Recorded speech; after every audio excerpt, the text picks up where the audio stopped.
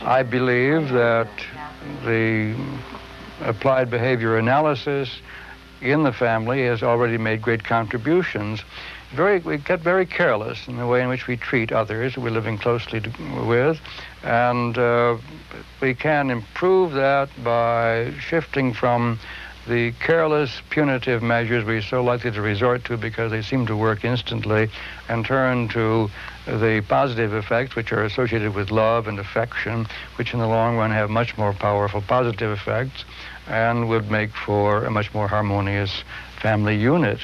If you don't need to go very far in looking into an ordinary family to see the extent to which careless, punitive practices enter in.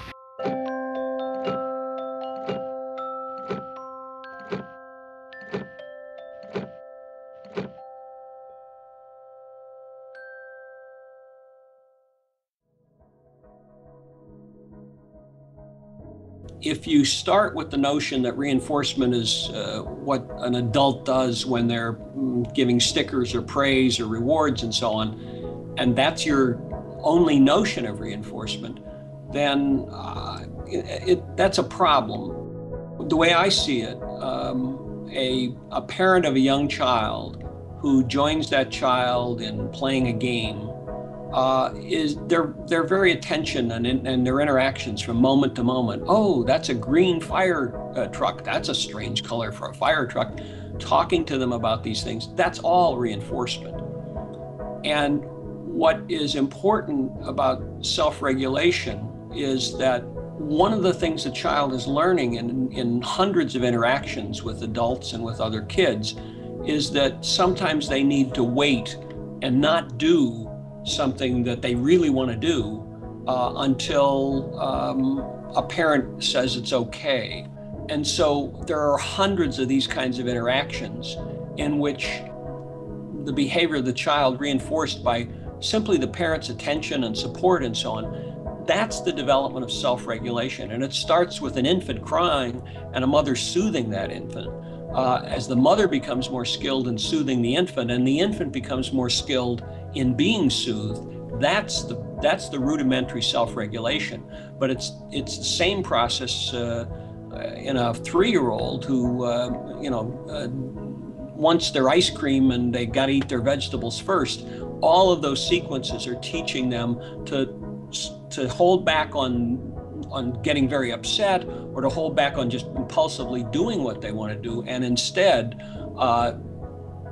calming themselves and doing the thing they need to do first. So self-regulation is something that's going on, is constantly being shaped in a child.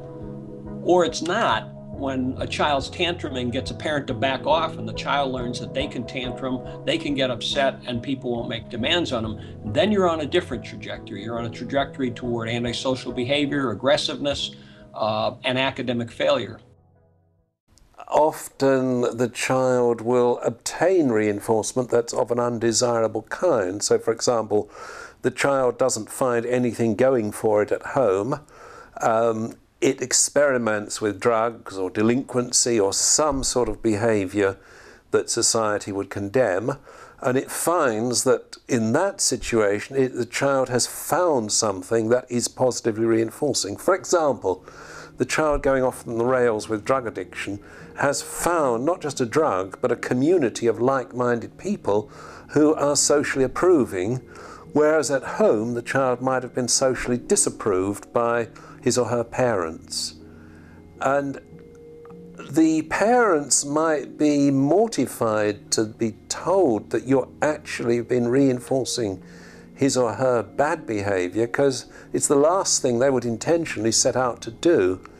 But by, for example, ignoring the child and not positively reinforcing his desirable or her desirable behaviors, they have created a kind of vacuum which is filled by what society would normally consider undesirable reinforcers, this gang of street kids, delinquents and that.